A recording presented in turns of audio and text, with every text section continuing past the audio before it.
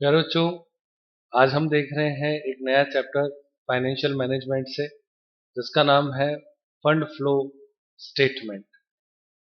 Fund flow statement, और इसमें इसका हिंदी नाम होता है कोष प्रवाह विवरण।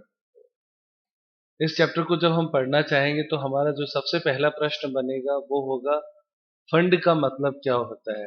What is the meaning of fund? तो फंड शब्द का जो टेक्निकल वर्ड है वो तो पैसे से होता है। अगर आपके पास कैश है तो वो फंड है। लेकिन अगर हम उसको अच्छे से समझना चाहें, क्योंकि जब हम कैश कहते हैं तो केवल कैश पार्ट को ही हम ले रहे हैं, जबकि वो ये कहता है कि आपके पास जो कुछ भी है मूवेबल है वो सारे फंड में लेना चाहिए। तो इसलिए फंड का जो अर्थ है यहाँ पे वो वर्किंग कैपिटल से होता है। किससे होता है? Working capital. और वर्किंग कैपिटल का मतलब होता है सी ए माइनस सी एल। फंड ये है। अब इसका कारण क्या हुआ? कैश फंड होता है, it is right, but half right. Account के जानकार लोग ऐसा मानते हैं कि भाई, अगर केवल कैश को ही मानोगे, क्योंकि कैश तो पैसा है इसलिए उसको आप फंड मानते हो, तो ये पूरा सही नहीं है। क्योंकि मान लो अगर आपके पास स्टॉक पड़ा है, आपके पास डेटर्स भी हैं, आपके पास जो भी करंट एसेट्स के नाम पे है, वो तुरंत कैश में कन्वर्ट की जा सकती है, इसलिए उसको भी आप फंड मानो। स्टॉक है, आप अगर उसको कन्वर्ट करना चाहते हैं तो तुरंत ही आप उसको क्या कर सकते हो? बेच सकते हो। आपके पास पॉलिसीज होती है, आप तुरंत बेच के, यानी शॉर्ट पीरियड में आपकी करंट एसेट्स किसमें कन्वर्ट हो सकती है? फंड में कन्वर्ट हो सकती है। तो ये एक वृहद परिभाषा है फंड की।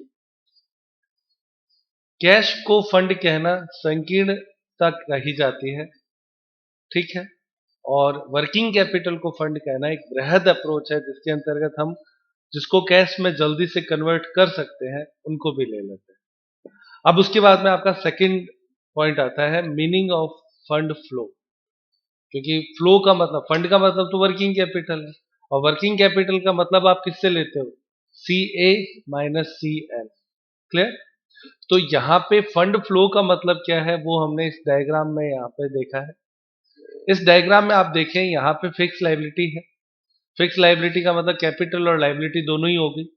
कैपिटल हो गया, लोन हो गया, बोरोविंग्स हो गए, फिक्स लोन हो गया, टर्म लोन हो गया, वो सारे, बैंक लोन हो गया। करंट लाइबिलिटीज में क्रेडिटर हो गया, बीपी हो गया, बैंक ओवरड्राफ्ट हो गया, ये सारी। फिक्स एसेट्स में लैंड, बिल्डिंग, मशीन, ये सारी चीजें होती है, प्लांट। करंट एसेट्स में स्टॉक, डेटर, कैश, बीआर, ये सारे होते हैं। इन चारों को में कब फंड फ्लो होता है और कब नहीं होता है, तो उसका मूल भाव तो सिर्फ एक लाइन में आप समझ सकते हैं। फंड तो आपने समझा वर्किंग कैपिटल, और वर्किंग कैपिटल का मतलब आपने समझा सी ए और सी एल से। फंड फ्लो तब माना जाता है जब सी ए और सी एल में कोई परिवर्तन हो। किसमें परिवर्तन हो? सी ए और सी एल में यदि परिवर्तन हो तो उसे फंड फ्लो कहते हैं। अब इसको इस डायग्राम में कैसे समझा है वो मैं आपको बताता हूं। जैसे आप देखें, इसमें 4 ब्लैक एरो लगे हुए हैं, 1 2 3 और 4, और 2 जो है वो आपके ब्लू एरो लगे हुए हैं, डॉट लाइन से लगे हुए हैं, 1 और 2। ये दो परिस्थिति, इसको मैं ए कहूंगा, इसको मैं बी कहूंगा। ए और बी दो ऐसी परिस्थिति है जिसमें फंड फ्लो नहीं होता है। बाकी 4 ऐसी परिस्थितियां हैं जिनमें फंड फ्लो होता है। इसको एग्जाम्पल से मैं आपको समझाऊंगा तो आप ज्यादा बेहतर समझ में आएगा। तो एग्जाम्पल में हम सबसे पहला एग्जाम्पल लेते हैं फिक्स लाइबिलिटीज इधर से और करंट एसेट्स इधर से। सबसे इजी समझ में आएगा ये एग्जाम्पल, यानी इस एरो को इंडिकेट करने वाला एग्जाम्पल मैं आपके लिए यहां से यहां के लिए लेता हूं। हमने 50,000 रुपए का लोन लिया, 50,000 रुपीज लोन लिया है हमने। इससे दो प्रभाव पड़ेंगे। कौन कौन से दो प्रभाव पड़ेंगे? लोन लेना, फिक्स लाइबिलिटी, और करंट एसेट्स का मतलब हो गया कैश। सही है ना? पैसा आएगा तो करंट एसेट्स परिवर्तन हुआ। यानी अगर आप 50,000 का लोन लेते हो तो क्या फंड फ्लो होगा? तो आपका आंसर होगा हाँ सर, फंड फ्लो होगा, क्योंकि इससे करंट एसेट्स में बदलाव आता है। क्लियर? इस अब ये वाला एरो लेते हैं यहां से यहां के लिए, फिक्स एसेट्स और करंट लाइबिलिटीज। ठीक है, तो फिक्स एसेट्स में कौन कौन आता है? Land, building, plant, machinery. और करंट लाइबिलिटीज में आपकी क्या आती है? क्रेडिटर्स आते हैं। अब मान लो हमारे पास कोई एक पुरानी मशीन थी, हमें एक क्रेडिटर को पेमेंट करना था, हमने उसको 5,000 रुपए की मशीन दे दी कि यार ये तुम रख लो। तो एक तरफ हमारी फिक्स एसेट्स कम हो गई, एक तरफ क्रेडिटर कम हो गया, तो फिर से क्रेडिटर में बदलाव हुआ, ये आपकी क्या होगी? या हमने शॉर्ट टर्म पे कोई एसेट्स ले ली है, कम पैसे की कोई एसेट्स थी तो एसेट्स में आ गई और वो उधार ले ली, क्रेडिट है ना, करंट लाइबिलिटीज। उधार पर परचेज यदि हमने कर ली है और शॉर्ट टर्म के लिए 2 महीने, 4 महीने, 6 महीने की क्रेडिट पे, तो वो आपके करंट लाइबिलिटीज में आएगा, है ना। तो अगर ऐसा कोई परिवर्तन होता है तो उसमें भी फंड फ्लो होगा। क्यों? क्योंकि करंट लाइबिलिटीज बदल रही है। दूसरा एग्जांपल भी समझ में आया। तीसरा एग्जांपल हम लेते हैं फिक्स एसेट्स और करंट एसेट्स में। 50,000 रुपए की मशीन क्रय की, तो 50,000 रुपए की मशीन 50,000 से बढ़ जाएगी फिक्स एसेट्स, और कैश 50,000 से कम हो जाएगा। करंट एसेट्स बदला, तो करंट एसेट्स बदला तो फंड फ्लो होगा। अगर मान लो 50,000 रुपए की मशीन बेची तो उसमें आपके कैश बढ़ेगा और समझ में आता है। तो ये दोनों, इसमें भी आपके क्या होता है? फंड फ्लो होता है। समझ में आ रहा है? अब आता है आपका ये एग्जांपल, इसको लेते हैं, फिक्स लाइबिलिटीज और करंट लाइबिलिटीज। मान लो हमने क्या किया कि जो क्रेडिटर थे उनको 10,000 रुपए के शेयर इश्यू कर दिए। हो सकता है कोई हमें पैसे मांगता था, कंपनी ने शेयर इशू करे तो 10,000 के शेयर उनको इशू कर दिए, या 10,000 रुपए के डिबेंचर दे दिए। हो सकता है ऐसा। तो अगर ऐसा कर देते हैं तो इससे क्या होगा कि एक तरफ तो आपके डिबेंचर बढ़ जाएगा, ठीक है, इस तरफ क्रेडिटर आपके क्या हो जाएगा? कम हो जाएगा। तो इसका मतलब करंट लाइबिलिटीज फिर से बदली, क्योंकि हमारा बेस रूल एक ही बात इंडिकेट करता है, यदि करंट लाइबिलिटीज और करंट एसेट्स में एक तरफा बदलाव हो तो फंड फ्लो होता है। शब्द है एक तरफा बदलाव हो, क्योंकि उससे भाई जैसे दोनों में परिवर्तन एक साथ हुआ है, सेम अमाउंट से हुआ, तब तो फंड फ्लो नहीं होगा। एक में परिवर्तन हो, एक अपनी जगह पे स्थिर है, तो वर्किंग कैपिटल बदल जाएगा, क्योंकि फंड का मतलब होता है सी ए माइनस सी एल से। तो अगर इसमें सी ए बदले तो भी फंड फ्लो होगा, सी एल बदले तो भी फंड फ्लो होगा। क्लियर? तो ये 4 एग्जाम्पल ऐसे थे जिससे हमने ये समझा कि फंड फ्लो होता है। ये एक टेक्निकल स्टडी है, सवालों में ये ज्यादा काम नहीं आएगी, ये भी मैं आपको बता देता हूँ। टेक्निकल स्टडी, आपसे कोई पूछ ले फंड फ्लो कब होता है, तो आप एक लाइन में कह सकते हो कि जब करंट एसेट्स या करंट लायबिलिटीज किसी भी ट्रांजैक्शन से एक तरफा बदलते हैं तो फंड फ्लो होता है। अब इसके ऊपर वाला ये एग्जांपल देखते हैं जिसमें फंड फ्लो नहीं होता है, ऐसा हमने कहा है। तो फंड फ्लो जब नहीं होता है तो उसमें फिक्स लायबिलिटीज और फिक्स एसेट्स, हमने 5 लाख रुपए की मशीन खरीदी और उसके बदले में आपके डिबेंचर इश्यू कर दिए, या उसके बदले में शेयर इश्यू कर दिए, ऐसा होता है। तो एक तरफ तो आपके क्या हो जाएगा? 5 लाख की मशीन बढ़ जाएगी और एक तरफ 5 लाख से फिक्स लाइबिलिटीज बढ़ जाएगी, लेकिन आपकी करंट एसेट्स और करंट लाइबिलिटीज पे कोई प्रभाव नहीं पड़ा, इसलिए फंड फ्लो नहीं होता है। तो ये जो ए कंडीशन है वो फंड फ्लो नहीं होने को बताती है। ठीक है प्यारे बच्चों, समझ में आ रहा है? उसके बाद में नीचे क्रेडिटर, करंट लाइबिलिटीज में मतलब कौन आया? क्रेडिटर। क्रेडिटर को 5,000 रुपए का भुगतान किया, इससे क्या हुआ? क्रेडिटर यानी करंट लाइबिलिटीज 5,000 से कम हो गई, इधर कैश 5,000 से कम हो गया, तो वर्किंग कैपिटल पे जीरो प्रभाव पड़ा, क्योंकि दोनों तरफ कम हो गया, तो वर्किंग कैपिटल तो वही रही ना। वर्किंग कैपिटल का मतलब होता है WC, working capital is equal to CA minus CL। For example मान लो ये पहले एक 100 रुपए थी, ये आपके 50 रुपए थे पहले, तो WC कितना था? 50 वर्किंग कैपिटल।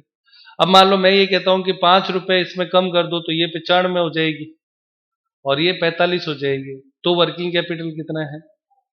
50। समझ में आया कि इसमें अगर समान अमाउंट से परिवर्तन होता है CA और CL में, तो उससे भी फंड फ्लो नहीं होता, क्योंकि फंड फ्लो होने का मतलब है वर्किंग कैपिटल का बदलना, और वर्किंग कैपिटल का बदलने का मतलब होता है CA या CL में एक तरफा बदलाव होना।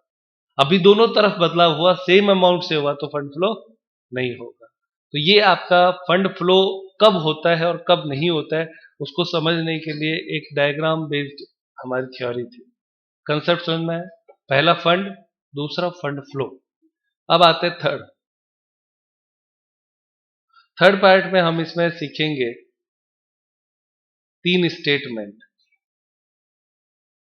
चेंज इन वर्किंग कैपिटल, हमें एक स्टेटमेंट बनाना होता है चेंज इन वर्किंग कैपिटल, तो change in working capital statement बनाएंगे। चौथे पार्ट में हम सीखेंगे प्रॉफिट फ्रॉम ऑपरेशन। ऑपरेशन का प्रॉफिट फ्रॉम ऑपरेशन मतलब व्यवसाय के लाभ, ठीक है। और पांचवा स्टेटमेंट जो लास्ट अपना बनेगा वो बनेगा फंड फ्लो स्टेटमेंट। तो उसमें 3 स्टेटमेंट बनेंगे, 1, 2 और 3। ये आपका फाइनल आंसर होगा। तो 3 स्टेटमेंट के प्रारूप क्या होते हैं वो हम देखते हैं। तो सबसे पहला है स्टेटमेंट और schedule of change in working capital, ये आपके सामने आ गया। Working capital, change in working capital statement कैसे बनता है वो देखें। चूंकि वर्किंग कैपिटल का मतलब CA माइनस CL होता है, तो इसमें हम CA सारी लिखेंगे। ये देखो यहाँ पे A हेडिंग में हमने लिखा सारे CA करंट एसेट्स, और B हेडिंग में हमने लिखा करंट लायबिलिटीज। फिर वर्किंग कैपिटल को हमने कहा net working capital is equal to A minus B, तो आपके वर्किंग कैपिटल आ गया। और वर्किंग कैपिटल में या तो इंक्रीज होगा या डिक्रीज होगा, या तो वर्किंग कैपिटल कम हो जाएगी या बढ़ जाएगी, तो ये स्टेटमेंट आपके इसका आंसर दे देगी। आसान। अब ये तो था खाली प्राइमरी स्टडी, अब इसमें था क्या, ये देखो 4 कॉलम बनाए हुए हैं। पिछला साल प्रीवियस ईयर यानी 2017, करंट ईयर यानी 2018, इफेक्ट ऑन वर्किंग कैपिटल या इंक्रीज हुआ या डिक्रीज हुआ। जैसे मान लो स्टॉक पहले 5000 था, अब वो आपके 9000 हो गया, तो इसको आप क्या कहेंगे? इंक्रीज में आप लिखेंगे 4000 और यहां पे डैश। आसान है, कोई दिक्कत इसमें?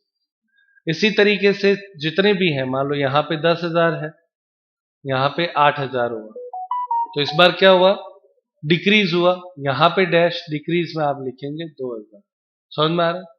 तो ऐसे करके हम करंट एसेट सारी और करंट लायबिलिटीज सारी लिखेंगे।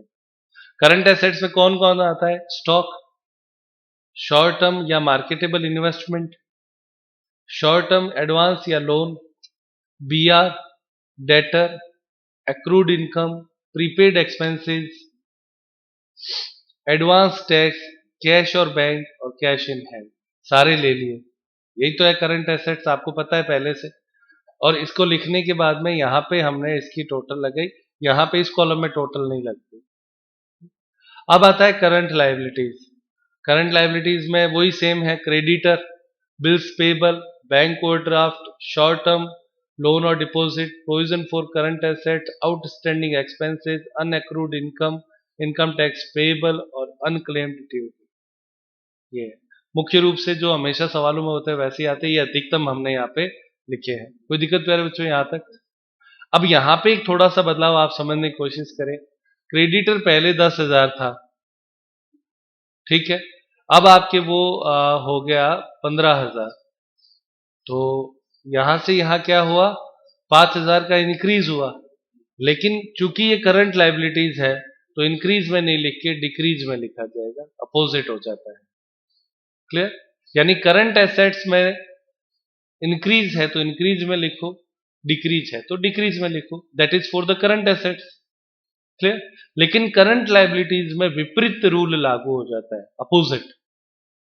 अगर इंक्रीज है तो डिक्रीज में लिखो, और यदि डिक्रीज है तो इंक्रीज में लिखो। ओके, समझ में आता? कैसे? मान लो यहाँ पे 20,000 थे, अब वो आपके 15,000 हो गए, तो हुआ क्या है? कम हुआ है, डिक्रीज हुआ है, लेकिन लिखना कहाँ है? इंक्रीज में। क्लियर? क्यों? क्योंकि ये वर्किंग कैपिटल पे क्या प्रभाव पड़ता है वो दिखाता है, और वर्किंग कैपिटल पे अपोजिट प्रभाव पड़ता है लायबिलिटीज के कारण। ठीक है, समझ में आ गए दोनों? ऐसे करके जब आप टोटल ए और टोटल बी करेंगे, तो टोटल ए में से टोटल बी घटाएंगे, आपके वर्किंग कैपिटल यहाँ पे और यहाँ पे आ जाएंगे। इस तरफ आपको केवल देखो, बीच में कोई कॉलम नहीं था, सारा सीधा चल रहा है, तो सीधा टोटल यहाँ पे आएगा। अब मान लो इसमें इंक्रीज की तरफ ज्यादा है तो इंक्रीज हो गया, और यदि डिक्रीज की तरफ ज्यादा है तो डिक्रीज हो गया, जो ज्यादा होता है। अब इन दोनों में से फॉर एग्जाम्पल मान लो यहाँ पे तो आता है 40,000 इंक्रीज में ओवरऑल टोटल, और यहाँ पे आपके आता है 90,000 डिक्रीज में। तो इस सवाल में अंतर कितने का आया? 90 में से 40 गया, 50,000 आया। 50,000 आप यहां लिखेंगे। और ज्यादा कौन था? ज्यादा कौन था? डिक्रीज साइड ज्यादा था, तो ये 50,000 हो गया आपका डिक्रीज इन वर्किंग कैपिटल। समझ में आया? अगर इंक्रीज की टोटल ज्यादा हो तो इंक्रीज कहा जाता है, यदि डिक्रीज की टोटल ज्यादा हो तो डिक्रीज कहा जाता है। लिखा अपोजिट गया है क्योंकि इधर भी टोटल 90,000 करनी है और इधर भी टोटल क्या करनी है? 90,000 करनी है। सेम टोटल करने के लिए अपोजिट लिख देते हैं। क्लियर? डिक्रीज की टोटल ज्यादा हो तो डिक्रीज कहलाता है, इंक्रीज की टोटल ज्यादा हो तो इंक्रीज कहलाता है। एक बात। दूसरा, जैसे मान लो इंक्रीज इन वर्किंग कैपिटल आया, इंक्रीज इन WC और डिक्रीज इन WC, ये दो चीजें आती हैं। अगर वर्किंग कैपिटल बढ़ती है तो उससे फंड आपके क्या होता है? कम होता है, तो ये आपके यूज कहलाएगा, यूज ऑफ फंड। और अगर वर्किंग कैपिटल कम होती है तो इसका मतलब बच गया, तो source, source of fund, use of fund, या इसका एप्लीकेशन ऑफ फंड भी बोलते हैं, यानी फंड का उपयोग हमने किया, फंड बढ़ गया। ठीक है, तो ये दो चीजें अपने और याद रखनी है। तो ये बहुत सिंपली आप याद कर सकते हैं। अगर इंक्रीज इन वर्किंग कैपिटल हो तो वो यूज ऑफ फंड कहलाता है, यूज ऑफ फंड या एप्लीकेशन ऑफ फंड। और अगर डिक्रीज इन वर्किंग कैपिटल हो तो वो आपके सोर्स ऑफ फंड कहलाता है, क्योंकि वर्किंग कैपिटल का मतलब खर्चा होने से है, बढ़ना है या घटना। तो खर्चा यदि बढ़ रहा है, इंक्रीज इन खर्चा, वर्किंग कैपिटल शब्द के लिए मैं यूज कर रहा हूं इंक्रीज इन खर्चा, तो वो यूज हुआ। और डिक्रीज इन खर्चा यानी बचत हुई, यानी वो क्या हो जाएगा? सोर्स ऑफ फंड हो जाएगा। ठीक है, ये दोनों बातें। अब हम ये पहला स्टेटमेंट आपका चेंज इन वर्किंग कैपिटल आपका पूरा होता है, जिसका फॉर्मूला है CA माइनस CL। 4 कॉलम की टेबल होती है। ये आपके 20 नंबर के क्वेश्चन में 6 मार्क्स का पूछा जाता है। अगर केवल इतना आप सही कर देते तो 6 नंबर पक्के हो गए। और इसको करने के लिए आपको केवल CA और CL मार्क करने और ये टेबल बनानी। समझ में आया सभी? अब इसके बाद में आपका सेकंड स्टेटमेंट आता है फंड फ्लो स्टेटमेंट। ठीक है, फंड फ्लो स्टेटमेंट में दो हिस्से होते हैं। एक होता है सोर्स ऑफ फंड, फंड कहां से आया, और दूसरा आपका होता है एप्लीकेशन ऑफ फंड, पैसा कहां गया, फंड कहां खर्च किया। दोनों बातें समझ में आती हैं?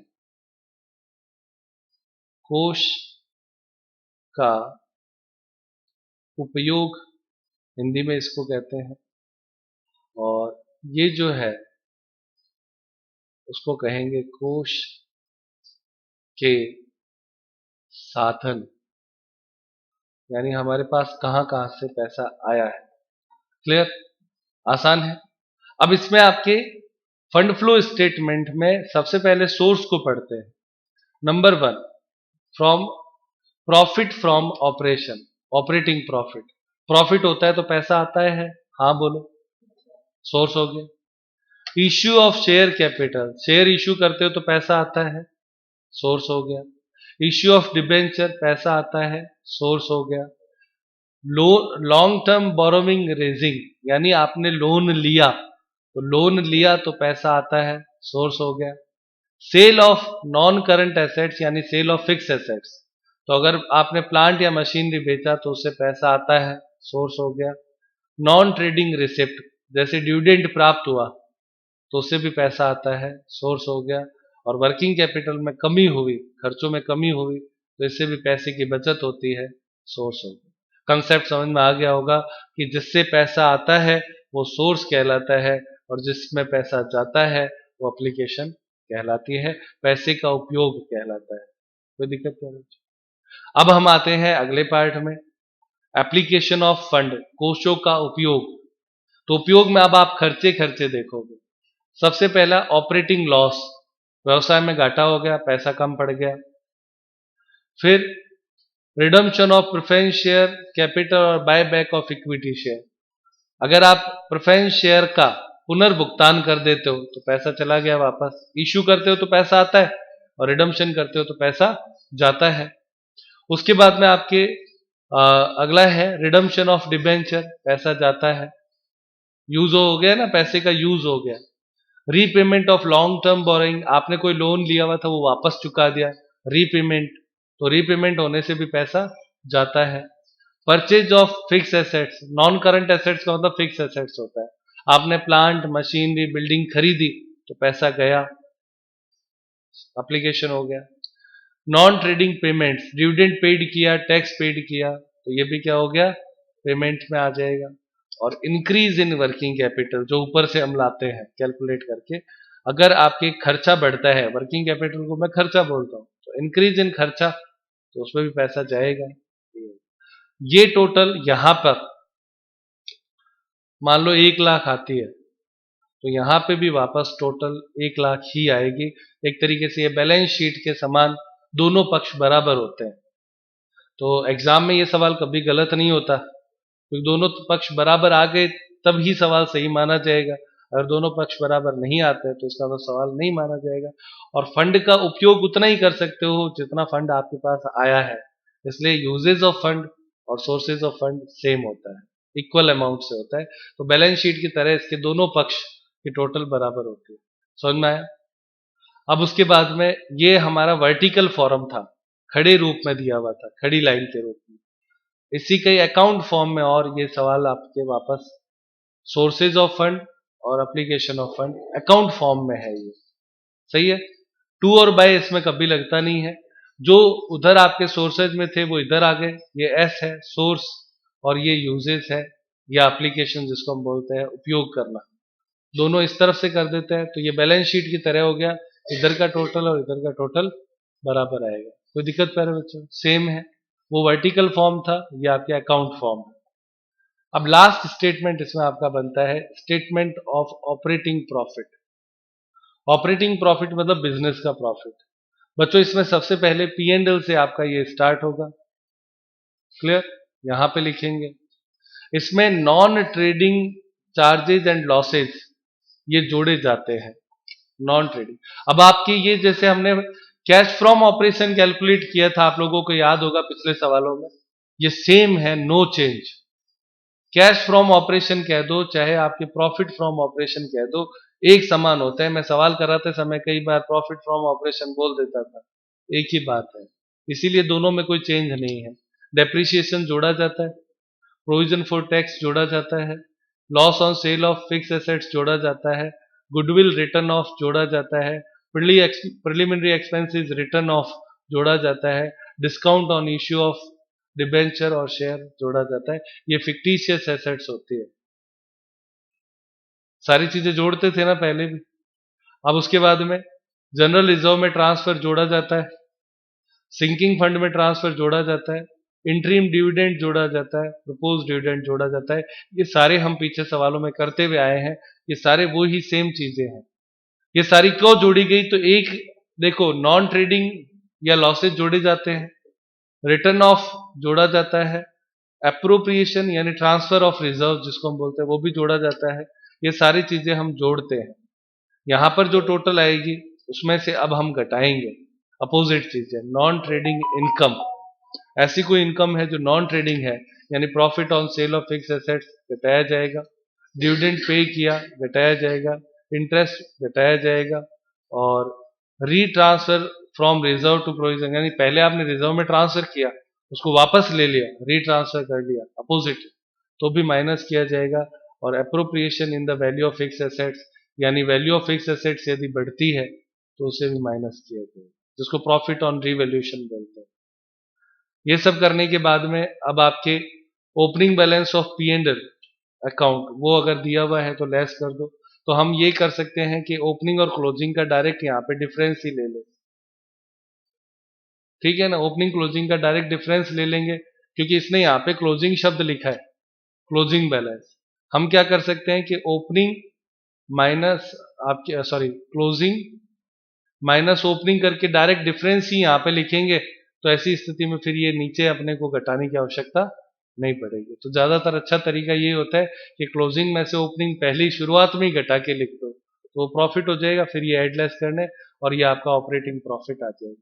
अब प्रश्न आया कि सर हमने ऑपरेटिंग प्रॉफिट क्यों कैलकुलेट किया, आप ऊपर गौर करो, हमने ये बनाया था फंड फ्लो स्टेटमेंट।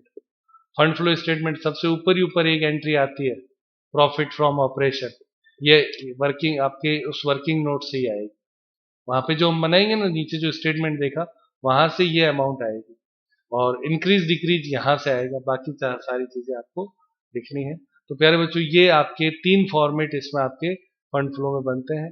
ये इतना ही टोटल आपका चैप्टर है, समझ में आया? आपको सवाल करने का क्रम क्या होगा, नंबर 1 आपको चेंज इन WC बनाना है, नंबर 2 प्रॉफिट फ्रॉम ऑपरेशन, ये नंबर 2 पे बनाना है, दोनों स्टेटमेंट है। और number 3 uses and sources of fund, जिसको हम बोलते हैं फंड फ्लो स्टेटमेंट, ये बनाना है। ये तीनों चीजें बनाते ही आपका सवाल 20 नंबर का पक्का हो जाएगा। इतना ही चैप्टर है और कुछ नहीं है, प्रैक्टिकल पार्ट इतना ही है। थ्योरेटिकल पार्ट फंड फ्लो क्या होता है, फंड फ्लो बैलेंस शीट में अंतर क्या है, ये सारे जो है वो थ्योरेटिकल पार्ट है, वो आप किताब से जरूर पढ़े, समझ में आ जाएगा। तो आज की क्लास यहीं पे समाप्त करते हैं बच्चों।